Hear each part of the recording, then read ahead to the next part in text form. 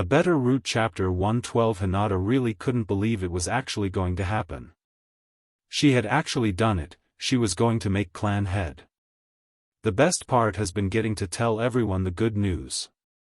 Funny thing was, she was having a really hard time finding Naruto. She'd checked his favorite ramen stand, the Hokage's office, and of course his house, but he wasn't there. He wasn't usually anywhere near this difficult to find, and it was making her a little nervous. Luckily, she soon saw Anko at a dango shop mumbling to herself about a dirty snake that just won't leave her alone. It was very likely she knew where the blonde was. Excuse me, Anko-sensei. Anko jumped a little bit. Oh, hey there Hinata. What is it I can do for you? Hinata explained the situation about Naruto and asked, so do you have any idea as to where he could be at? Anko knew exactly why she couldn't find him. Oh, Rinchan said he woke up this morning and that he said the Kyuubi was going nuts about something. He needed to go somewhere peaceful so that he could meditate and calm the big fox down. Hinata thought about it. If he's looking for somewhere peaceful, then I know exactly where he'll go. There was one place in the world that Naruto always went to when he needed to clear his head. He would go to visit his father, or at least as close as he could get to it. The top of the fourth's head won the Hokage monument was his favorite spot to be in the village, and Hinata was one of very few people who knew about it.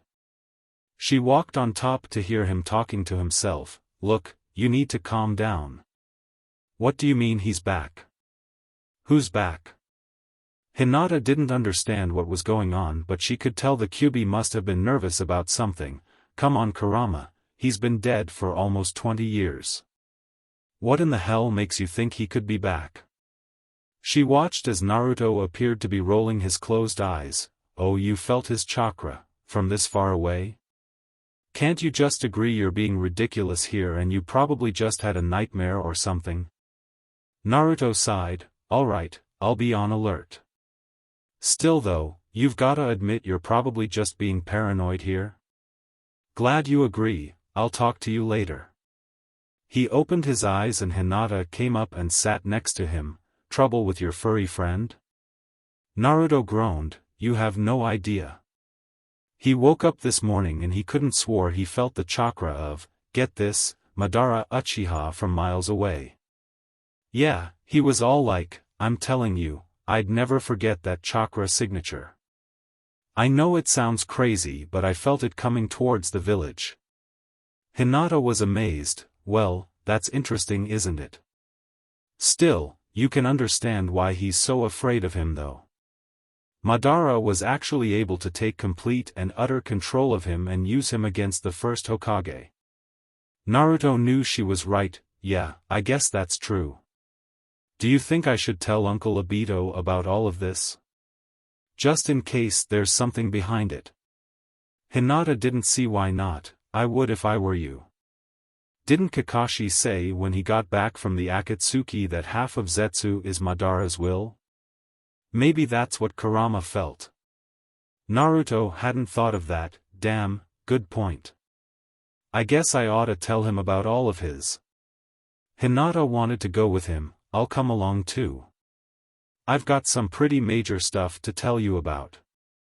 Naruto jumped from rooftop to rooftop listening to his girlfriend talk, and they said that I'll be clan head within the next 2 years.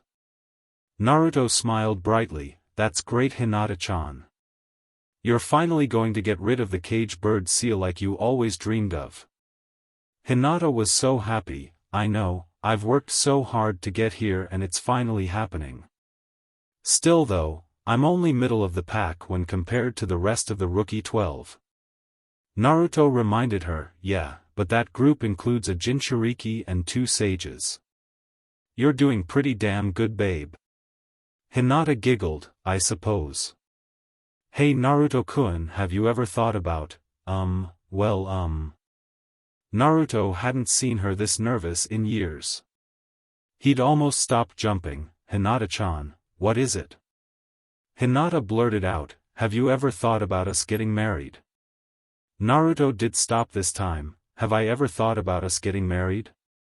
Hinata nodded nervously. it's just with the way you're fighting all these strong ninjas and stuff, I just kind of thought about losing you and that I'd want to be your wife rather than just your girlfriend if that ever happened. And Naruto stopped her with a kiss. Hinata-chan, I've always just kind of assumed we'd get married one day.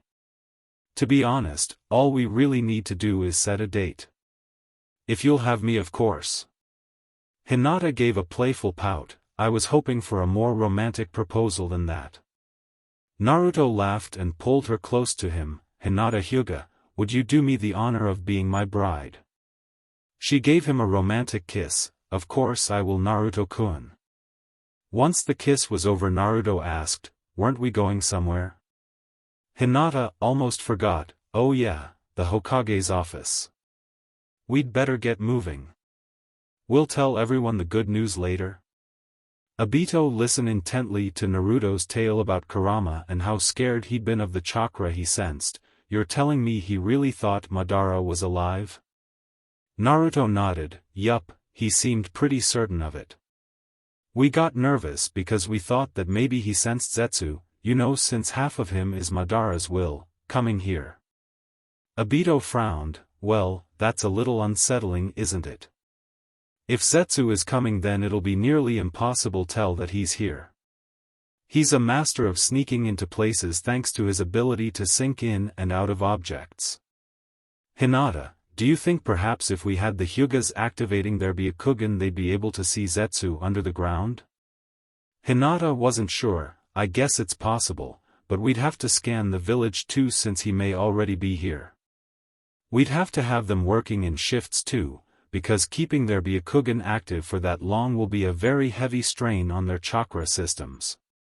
Obito figured he'd have to take what he can get. You go and alert your clan as to what's going on. Naruto, I want you and Fu to stick close to me. If Zetsu here, it's likely for you too. Naruto raised an eyebrow as Hinata left the room. Do you think he's strong enough to take us? Obito had no idea. The only one who's ever fought him is Itachi, and he didn't fight him long enough to get a good read on him. He might be Kage level or he might be a mere Jonin. All I know is we don't want to risk you guys. If he is here, it likely means my mother is still alive. Naruto needed to ask, you don't think that Madara could really have returned, do you? Obito really didn't want to think about even the possibility of that. I doubt it, Naruto. There's no way to revive the dead. At least not now that Orochimaru's dead. Naruto thought back to his talk with Nagato. That's just it, there is a way to revive the dead. One much more permanent than Orochimaru's way. Obito asked slowly, I'm sorry, what did you just say? Naruto said with some fear, Nagato used his Rinnegan to revive Konan when he accidentally killed her. It cost him his life, but it gave Konan back hers. Obito started to go into denial. No, my mother wouldn't do something like that. I'm sure she wouldn't willingly die like that. It's just Zetsu, it has to be. Naruto forced himself to believe it. Yeah, you're right. It's just Zetsu, just Zetsu. Madara stood on the branch of tree that was just outside the village limits. Zetsu was standing next to him, very confused. So you want us to kidnap this girl because? Madara sighed, because she has a portion of Orochimaru's consciousness in her curse mark. Zetsu figured that made sense. Okay, so why did I need to go and tears apart one of his old labs? Madara was already tired of explaining, because we needed a decent sample of his DNA to use along with the curse mark. Zetsu had a very hard time finding that sample too. The Leaf had found almost every little scrap of info from all of his labs, so Zetsu spends hours just trying to find some secret chamber they missed. So why do we need both of those together? Madara groaned, because the process of getting Orochimaru alive again requires both of them. Zetsu didn't get why they were doing it though, but why do we want him back? Madara was ready to kill him, so that I can focus on fighting rather than focusing on maintaining the reanimation jutsu. We're going to force Orochimaru to do it. Zetsu was still confused on one thing. but why do you want this Anko girl to survive the whole thing? Madara clenched his fist, because though she'd likely survive the process without our help, I want to make sure I send her back when it's done so that she can tell them I'm back and get some panic stirring. No, do you want to live or do you have more questions? Zetsu gulped, hee, shutting up now. Madara was glad to hear it, because the Anko girl finally showed up. Zetsu had left her note that was made to look just like an official one from the Hokage. Alright, why the fuck did he want me to come out here? Madara couldn't resist making a big entrance. My apologies, my lady. I know you were expecting a task from Obito Uchiha, but I'm afraid it was another Uchiha who really needed your help. Anko spun around. Who the hell said that? Madara loved her reaction. I'm assuming you'd be more than happy to lend you assistance to our little cause. Anko started to back away. This is a nightmare. I'm gonna wake up next to Iruka-kun in a second. Madara chuckled. Oh, I assure you it's no nightmare. Though I can give you one if you wish. Anko pulled out a kunai. Stay from me. Madara found that hysterical. You really think there's any kind of chance you could possibly handle me? I'm one of the greatest ninjas who've ever lived. You're what, a jonin? Anko responded, elite jonin. Madara laughed again. Oh, excuse me, an elite jonin. Anko tried to keep from looking him in the eye. What do you want with me? Madara appeared behind her, and forced him to stare into his Mangekyo Sharingan. Just a little something your sensei left, that's all. Now do me a favor and take a little nap, would you? Anko didn't have time to ponder what he meant as she soon fell into a deep sleep. Zetsu asked, you didn't Tsukimi her, did you? Madara shook his head and picked her up. No need for that, I just wanted to make sure she didn't struggle. Come now Zetsu, we've got work to do. See you in the next one.